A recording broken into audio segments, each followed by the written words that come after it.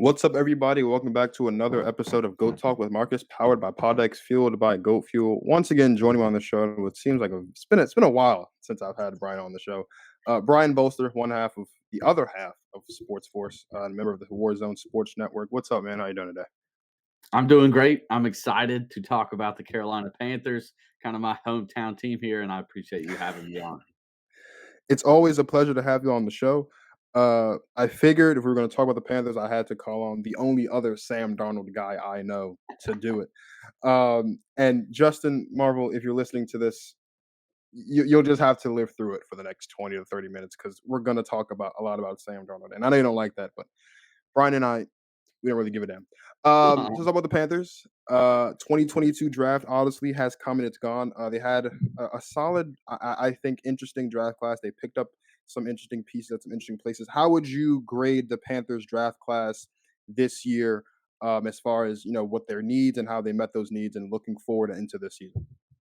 I would have to give the Panthers an A for this draft because they had a premium pick, number 6, and I think they carried it out in exactly the right way, other than trading back. But I like them just sticking and picking.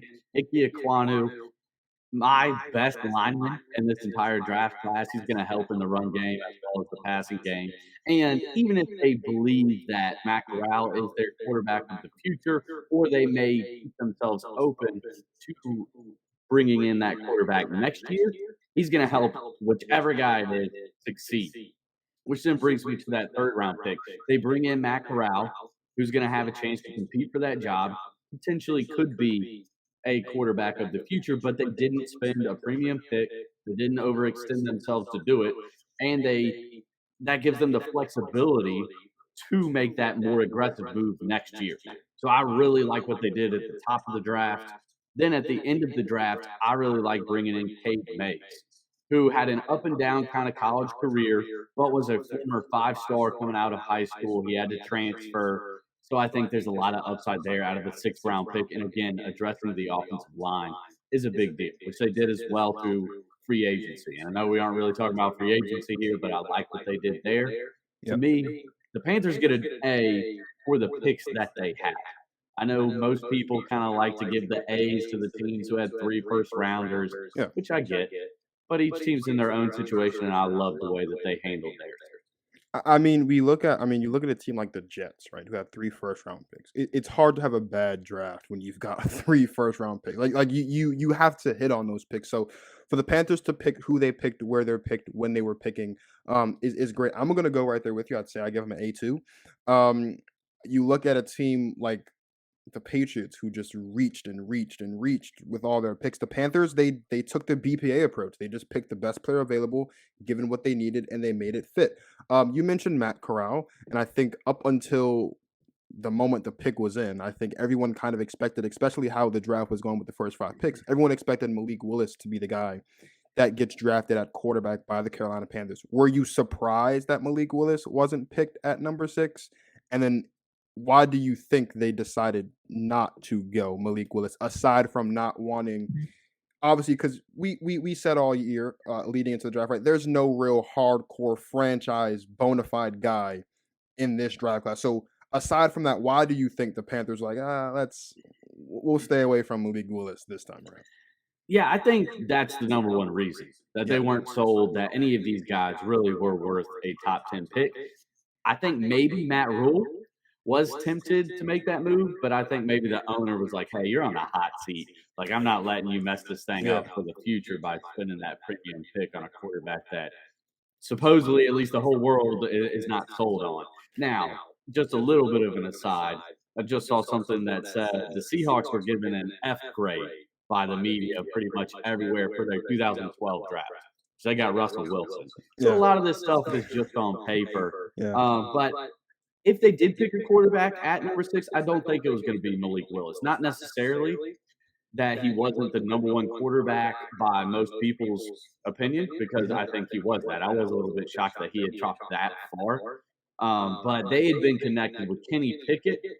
The Carolina Panthers have a lot of Pittsburgh Panthers kind of connections. And then Matt Corral, actually, just because he's a pretty good scheme fit for what Matt Rule runs. So I was surprised that Malik Willis fell that far. I thought he was going to go in the first round, probably a little bit later, but I think Matt Corral makes sense for the Panthers. And I'm I glad that just quickly, I'm glad that my yeah. Titans got Malik Willis. Hopefully, I we got a home run there. I would say so. I would say, well, given what Ryan Tannehill said about about mentoring Malik was that's unfortunate. But I think the Matt Corral pick, I think maybe might be the most interesting pick of the draft. Just because there wasn't really a lot of buzz around Matt heading into the draft. Like you didn't really hear his name. Like, it was Malik Willis and Kenny Pickett. That was really it. Those are the guys we were talking about as far as the quarterback position. We didn't really talk about Matt that much. Not that Matt's not good, but like you said, I think he fits with the scheme perfectly right. This is a football team that when Christian McCaffrey is healthy, they like to run the ball first, right? You have you've got a solid wide receiver room. You have a defense that really was really good last season. Surprisingly good, I would say. And we'll talk about that in a second. But as I mentioned, you're a Sam Darnold guy. I'm a Sam Darnold guy. So Sam Darnold's on the roster still, right? He missed a large chunk of the season last season due to injury, right? The Panthers end up bringing back Cam Newton, and that was kind of a whole thing. And then that kind of dwindled away. They got rid of Teddy Bridgewater. There's a lot of movement in the quarterback room with the Panthers last season, and it felt like passing on Malik Willis meant that they were sticking with Sam Darnold, and then they drafted Matt Corral. There's also people thinking that maybe they're still connected to Baker Mayfield and or Jimmy G, and maybe those moves are imminent. Do you see the Panthers going in either of those directions? If they do, where do you think they're just going to stick with Sam and Matt and figure out who's going to be the starter this season and then take it from there? Because, like you said earlier, Matt Rule's not. He doesn't look that committed to like the NFL coaching thing. He's always talked about maybe going back to college. How do you assess the QB situation in Carolina right now? Because it's probably as foggy as it's been really since they got Sam Darnold from the New York Jets last season. I agree. I think they're going to sit tight and just hope. Yeah. I don't think that it is clear in their minds either. I think they think, oh, Sam Darnold, they're having their doubts there. They say, hey, what the heck? We like Matt Corral. He's got the talent. He's got a big arm. He's kind of a scheme fit. Third round pick. What the heck? Yeah. And I think that's really where they're going to sit. I don't think they bring in Baker Mayfield. I And I hope to don't think God they don't bring in Baker. yeah, yeah, I'm with you. I'd be sick. Yeah. I cannot have it in my life where Baker Mayfield plants Yeah. Sam Darnold. I already told all the Browns fans I know, all the Baker Mayfield fans I know, like, I just hope you know, if the Panthers end up trading for Baker Mayfield, Sam Darnold beating him out. So you're going to be 100%. really I would upset. think so. Yeah. I would think so. But I don't think the Panthers are going to go after a Jimmy G. And to be quite honest with you, I still think it's the most likely thing that the 49ers rock with Jimmy G. I think he's the starter for them to start the season. Yeah. Could be wrong, and maybe potentially we see how sometimes there's quarterback movement late in the offseason where somebody gets hurt, maybe somebody gets hurt in the preseason, and then all of a sudden it just makes me think it's Sam Bradford going for a first round pick. Like it's that situation where somebody gets a little desperate, the Yeah. season's imminent, and they just kind of pull the trigger on that kind of trade. But I really do think that the Panthers are going to sit tight. I think it's going to be a true competition. I think Sam Darnold's going to end up winning that competition, but he's not going to get any benefit of the doubt. Like he's got to play well, Yeah. and the Panthers have to win, or they're going to pull him pretty quickly, which is understandable. But I still have faith. I like what the Panthers have done this offseason. It looks like they may have a respectable offensive line, and that would be the first time in Sam Darnold's career that you can say Absolutely. that about his team. So Yeah. I still feel optimistic about the Panthers quarterback situation. Obviously, it's relative, but I do feel optimistic.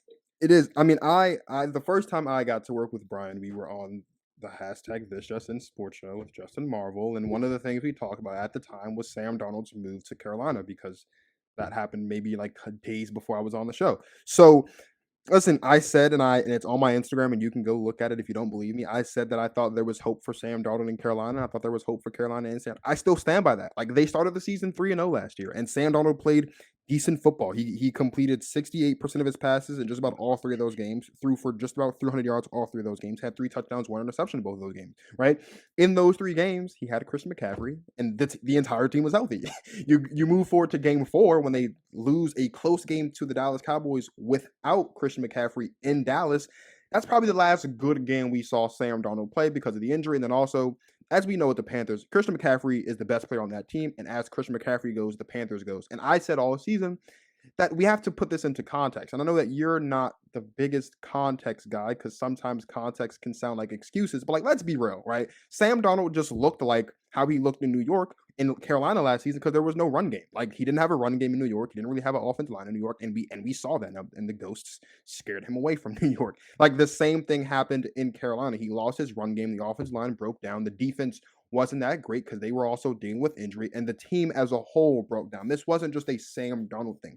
I think it's in their best interest to stick with Sam Darnold because I think that when you look at the NFC South, okay, you have Tom Brady, like obviously Tom Brady is Tom Brady. You have Jameis Winston, Marcus Mariota slash Desmond Ritter, depending on how things work out in Atlanta, and Sam Darnold. Sam Darnold can easily be a quarterback of this football team where, if healthy, this is a Panthers team that's the second seed in the NFC South and potentially makes the playoffs because this conference is wide open. Like once you get past the Packers, the Bucks, and the Rams, who are likely going to win their division this year, the NFC East is the NFC East. Like those last three wild card spots are really up in the air, and anybody can get in there. Like this is a team I think with Sam Darnold could absolutely make a push for the playoffs. They have the talent. I think they have a friendly enough schedule where they've got 2 games against Atlanta, and they're going to have some games against some other bad teams in the conference and in the AFC where things will work out. If I'm the Panthers, I'm sticking with Sam Darnold just because number one, starting Matt Corral could be too much of a risk because then it's never a good look when you sit down your current starter for the rookie and then the rookie plays bad and now you got to swap. That's never a good decision. I'd much rather ride them out, and if things just look hopeless, then you do what the Eagles did when they had in Jalen Hurts rookie year, and you just put him in the game towards the end of the season because it means absolutely nothing. But Sam Darnold can win you playoff games, or he can win you football games. He can get you into the playoffs. We'll see if he can win you playoff games. But Jimmy G, I mean, I think of myself as a Jimmy G guy. I really don't think the gap between Jimmy G at his best and Sam Darnold at his best is that large. I mean, there's still question marks about Jimmy G being able to deliver in the big moments because he just makes consistently boneheaded decisions in those moments. You can always rely on him to do that. But I think the Panthers should be good with Sam Darnold. They would be better off without Baker Mayfield. That's for sure. They should stay as far away from Baker as possible. We talked about health, and obviously the defense was the biggest issue as far as health is concerned. But this was before everything kind of fell off the wheels, a top 5, top 7 defense in the league before a guy started getting hurt.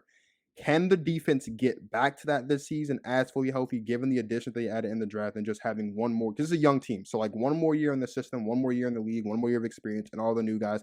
Can the defense get back to where they were in the beginning of last season when they were looking like one of the better defenses in the NFL?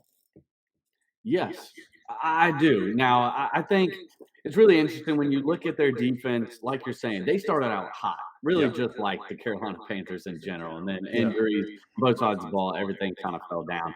And what's important is you understand that offense and defense is a relationship on a football team. Yeah. When one struggles, that's going to hurt the other. And that's what we saw some last year, where you see the Carolina Panthers were the second ranked defense when it comes to yards allowed, Yeah. but they're the 21st ranked defense when it comes down to points allowed. A lot of that is field position and turnovers in Yeah. particular. And the Panthers were 29th in the league in terms of turnovers versus takeaways, that Mhm. ratio for their team. So I think you're going to see a little bit of a middling out for that defense. They're going to be better ranked when it comes to points allowed. I don't think they'd be top 2 when it comes to Mhm. yards allowed, but I really like what they've done. One, I think the offense will be better. All the additions to the offense, which is kind of where they focus, that's going to help make the defense better, Yeah. especially when it comes down to points allowed. I even like, and I think it impacts the defense a little bit that they brought in Hecker, the punter from the Rams. Yeah. He's a good punter. I think He's a he's great going to punter. help Yeah. them with some of the field position. I don't like that they lost Hassan Reddick. That's for sure. They bring Yeah. back Dante Jackson. Mm. I really like Jeremy Chin. We all know Brian Burns is an absolute Is a beast. dog. He's a prime Absolutely. time player. Yeah. He's just kind of stuck in Charlotte, North Carolina. It's not as quite as big a market. The Panthers aren't as Yeah. good, but he is absolutely legit. If he had the star on the side of his helmet, we'd be hearing about him every single All the day time. All on the time. Sports Center. Yeah. So I do think that this defense is primed to be above average again this year and have a little bit less of the ups and downs. I mean, you look at it like J.C. Horn suffered an injury, like, as you mentioned, Yeah, Brian Burn like, they have aside from the loss of Hassan Reddick, they've got players, impact players on all 3 levels. You have your Brian Burns, you got your guy in the secondary, you have your guy in the linebacker core, like, this is a defense that when healthy can be stifling at best. And people are gonna laugh when they hear it, and I'm gonna say it again, punting matters. Like, when you've got a good punter that can pin the opposing offense inside the 20 almost every single time, that matters. Like, that makes it that is an underrated part of the game of football is punting and field position. Like, field position matters, and when you're constantly playing on short fields because you're turning the ball over or you're not getting good punts, like that stuff matters as far as what your defense looks like. So I think the Panthers will be looking pretty good defensively. You look at their schedule. At the time of this recording, we don't know the exact schedule, but we do know who they're going to face. They've obviously got the 6 games against the NFC North, or the NFC South, excuse me. They play, I believe, every team in the NFC West. They play every team in the AFC North, and then they have some other games in there as well. Some of these teams have come down to earth a little bit, like the Pittsburgh Steelers have come down to earth a little bit given the changes. But you can also say they've improved, right? The Seattle Seahawks have absolutely come down to earth now that Russell Wilson's not there. The Giants are still the Giants. The Lions are still the Lions. Like, there are a lot of winnable games on this schedule. If I'm not mistaken, the Lions won or the Panthers won 6 or 7 games or something like that last season. I know they were 4-7 with Sam Darnold. I think they won that one game with I think so just they're 5. 5. Yeah, they won like 5 games which they're a bad team. So it's not that surprising. But how are you feeling way too early about the Panthers' record this season? More than 5, less than 5, the It'll be exact same this season. How are you feeling about the Panthers this season? it'll be more than 5. I feel very confident about that, even if it was Matt Corral in there. But I Yeah. think it's going to be Sam Darnold. Mhm. It'll be more than 5. You're going to see a little bit of a jump in the win column, but as you kind of highlighted, that schedule is brutal. The It NFC is. South, It first of is. all, I do think is going to be pretty dang respectable. And you got the Bucks, Mhm. a top flight team. Mhm. The Saints are good. Like I know it's They are Jameis good. Winston. They We're are good. kind of still was And they last just year added Tyrann real. Mathieu not so long ago, and they've already got an elite defense, so that just makes it even better. Yeah. No doubt. And Jameis Winston's a question mark there, really, because he played good football last year. It was just Mhm. a short stint. He got injured. How's he going to come back? The Falcons, yeah, I don't think they're going to be good. Although, what they went 7 games last year, and then the AFC North, that's going to be a stacked division. The NFC West, I know they lost Russell Wilson, definitely a blow, but that's still a pretty dang strong division. Yeah. I think the Panthers are going to end up at 8-9, which I think, all things considered, would be a good season for them. Absolutely. Like I know, especially Panthers fan, you probably want to at least flip that 8-9, maybe get to that winning record. But Yeah. I really like the moves that they made, bringing in Bradley Bozeman, center Mhm. from the Ravens. I think that was a steal. They bring in Austin Corbett, Yep. who was a great run blocking guard from the Rams. Like I really like the way they beefed up the offensive line. Obviously, Ike Ekwonu that we've already talked Mhm. about, Mhm. and then I thought a sneaky one they took from my Titans, Dante Foreman, Yeah. who had a great year with the Titans. Absolutely fantastic. I was really hoping that the Titans would be able to bring him back. Unfortunately, we weren't. But you got to look. We've already highlighted the Christian McCaffrey injury, which really deteriorated the Carolina Panthers' entire season. I mean, Christian Absolutely. McCaffrey, not just any running back. Christian McCaffrey went down. Then their quarterback goes down. They were having injuries on the offensive line. J.C. Horn, like we had talked about, Yeah. it was really just a worst case scenario season for him last year. So I think everything's going to come up. The roster's better. And I think if you're a Carolina Panthers fan, you can be hopeful. You really can about this next year. I will say, just like you had mentioned, is kind of a foggy outlook. I think that kind of remains because they're still going to go into this with like, is Sam Darnold or Matt Corral really going to be the quarterback of the future? Is Matt Rule going to be here next year? And I get those questions. Yeah. But I think mainly because the offense will improve quite a bit, Mhm. this is going to be a 500-ish team, but they're going to miss the playoffs. I you know, the safe side, I'd say they missed the playoffs as well. I'm gonna go right there with you. I'd say they win 8 games. It's unfortunate that there's a 17th game because that'd be the perfect 500 that you're looking for in a season like this as far as improvement. But 8 and 9, given this team, given how young it is, and given all the improvements that they have made like that's you look at how they were last season. That last season they looked like they were primed for 8 wins last season, and then everything fell apart with all the injuries. So 8 wins this season, not too crazy, right? I think they can still they can there's some sneaky ones on here, right? The Panthers, when healthy, can definitely steal a game that maybe we didn't that we don't expect them to win going into it, but they have the talent. The one thing I did want to ask that I didn't put on the show for originally, because I just thought about this, because we talk about Christian McCaffrey's injury, and then there's another guy, stud running back, who, when healthy, is probably top 5 in Saquon Barkley, that's also been dealing with injury in New York, right? If you had to guess, let's say, because Saquon's already on record as saying he wants this season to be his comeback season. The Giants look like they're trying to make that happen with all the moves they made in the draft as far as getting him some offensive line helps, and so they can have he can be able to run the ball. Christian McCaffrey with the Panthers, same thing. Let's say both of these guys don't have the comeback season that they expect. Do you foresee the Panthers moving on from Christian McCaffrey? Because there were talks earlier before the draft that the Panthers were privately, secretly thinking about shopping Christian McCaffrey around the league to see what they can get for him. Do you think that happens again and they actually pull the trigger in next year's offseason if this season coming up doesn't pan out? Or do you think they just say, look, this is Christian McCaffrey, a guy who, when healthy, is a top 5, top 3 back in the league. They're going to stick with him no matter what. Yeah, I think Christian McCaffrey, they wanted a first round pick for him this year, and I think if they got a first round pick, they would have made the trade. I feel pretty confident about that. But I'm sure they were getting a lot of third round pick, maybe a fourth round pick, and Yeah. they didn't want to quite make that hasty of a decision. This year, if he plays poorly, he won't be on the Panthers again. Even if it means doing something pretty drastic like a seventh round pick or even finding a way just to cut him, they're maybe going to tank on purpose and things could get kind of ugly there. But I'd be shocked if he gets injured again, misses 12 games. They aren't going to keep him on that same contract. We've seen this play out too many Yeah. times. When it comes time for Saquon, I think it's kind of the same thing. Like if he ends up not playing well, they'll just kind of let him walk. He'll be a free agent. That'll kind of be that. Hopefully, both of these guys can stay healthy because they're Because I absolutely love, yeah, electric they're players. great, and I love watching them play. I've I've stayed away from them in fantasy because they haven't been healthy, and that's kind of hurt me sometimes in the long run, the running back division. But in all seriousness, I mean, Christian McCaffrey is a guy, and so is Saquon. But Christian McCaffrey, who's talking about the Panthers, is a guy who at one point was the best back in football.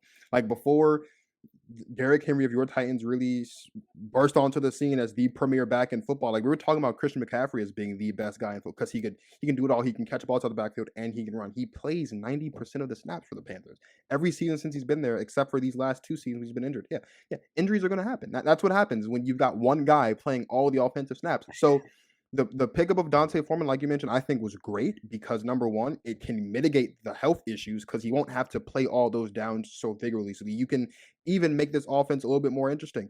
I loved when the Titans had I can't think of his first name. I love when the Titans had Lewis in the backfield alongside Derrick Henry, and it made it the defense couldn't just commit to the run because you could throw it out the back. Like I think we'll see some of that with the Panthers this season as well, with a 2 backfield set, and that'll be much improvement, I think, as far as Christian McCaffrey's long-term production, because he'll be healthier, which means he'll be more available for big games and big time moments in these games. So that's really big. Before we go, please let everybody know where they can find you and all of your content. Yeah, thank you. You can find me at Bolstered Up Sports on TikTok, on Twitter, and you got to check out the Warzone Sports Network YouTube channel. I've got Sports Force along with my buddy Joe Skirdo. That's every Tuesday. But there's tons of shows on that channel all the time. Again, the Warzone Sports Network on YouTube. Make sure to check that out. I appreciate you, Marcus. Well, I appreciate you for coming on. I had Joe come on and talk about the Jets earlier this season, and he enjoyed doing that, given that the Jets finally did something right. So check out that episode with Joe. Also, all the other episodes we've done for the draft, and all the episodes we will do after this one, because it's still really early. We're only at number 6. We've got 26 more to go. I'm killing myself for you lovely people, but it's because I love doing this and I love all of you. So thank you guys for watching. Thank you guys for listening. Don't forget to like, subscribe, click the notification bell so you don't miss any new episodes. Follow on all the socials listed below. If you can't find me in your Googlers, you're not trying hard enough because I'm everywhere. It's obnoxious at this point how many places I have figured out to put this show. So please make sure you follow. Make sure you support my guy Brian. Brian's going to be back for more content, not just to talk about Sam Darnold, although we love doing it despite Justin Marvel, but to talk about other teams across the league as we progress through the offseason and into the NFL season as well. So For Brian Bolster, one half of Sports Force, is Marcus of Go Talk with Marcus signing off. Thank you guys for watching, and as always, you guys enjoy the rest of your lives.